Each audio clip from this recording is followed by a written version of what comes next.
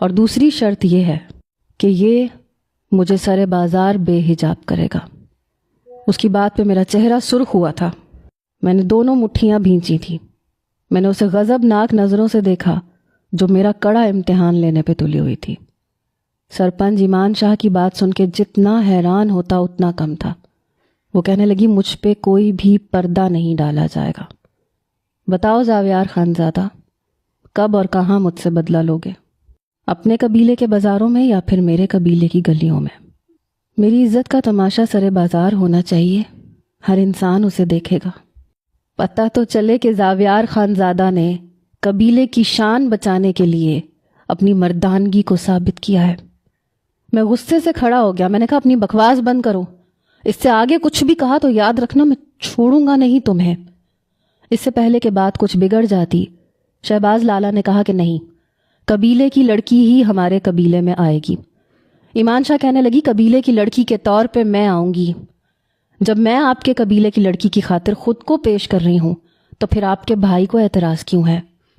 ہاں چلو ٹھیک ہے، میں سمجھ سکتی ہوں آپ سردار ہے تو آپ کا ناک کافی اونچا ہے۔ دشمن کی بیٹی کمی کمین لگتی ہوگی۔ میں رات کو ٹھیک 12 بجے آپ کے قبیلے میں پہنچ جاؤں گی۔ اپنے جن شکاری کتوں کو مجھے نوچنے کے لیے بھیجنا ہوگا بھیج دینا۔ یہ کہہ کے وہ کھڑی ہو گئی۔ میرا صبر جواب دے چکا تھا۔ بنا لحاظ کے میں اس کے قریب گیا اور اس کا بازو پکڑ لیا۔ میں نے اسے پوری طرح سے جھنجھوڑ کے رکھ دیا۔ میں نے کہا میری عزت ہو تم، اور خانزادہ اپنی عزت کا سودا نہیں کرتا۔ بے شک ہماری رخصتی نہیں ہوئی اور رخصتی ہو بھی نہیں سکتی، لیکن نکاح تو ہوا ہے۔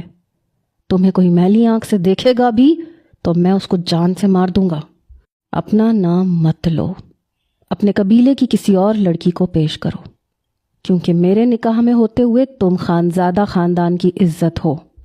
تم ایمان زاویار خانزادہ ہو اور مرتے دم تک یہی رہو گی۔ اس نے میرے ہاتھ کی گرفت کو اپنے دوسرے ہاتھ سے چھڑوایا۔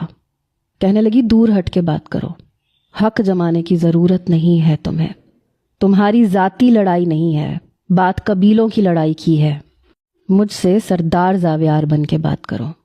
عزت کے بدلے عزت چاہیے تو میری عزت حاضر ہے۔ سر بازار لوٹو یا پھر رات کے اندھیرے میں، یہ میں تم پہ چھوڑتی ہوں، ورنہ واپس لوٹ جاؤ۔ ہمارے ہاں واپس لوٹ جانے کا مطلب یہ تھا کہ اب بدلہ نہیں لیا جائے گا۔ شہباز بھائی نے میرا ہاتھ پکڑا اور مجھے باہر لے جانے لگے۔ میں بڑے غصے سے اسے دیکھ رہا تھا۔ بڑی آسانی سے وہ ہمیں شکست دے چکی تھی۔ وہ جانتی تھی کہ میں کچھ بھی کر سکتا ہوں لیکن اسے بے حجاب نہیں کر سکتا۔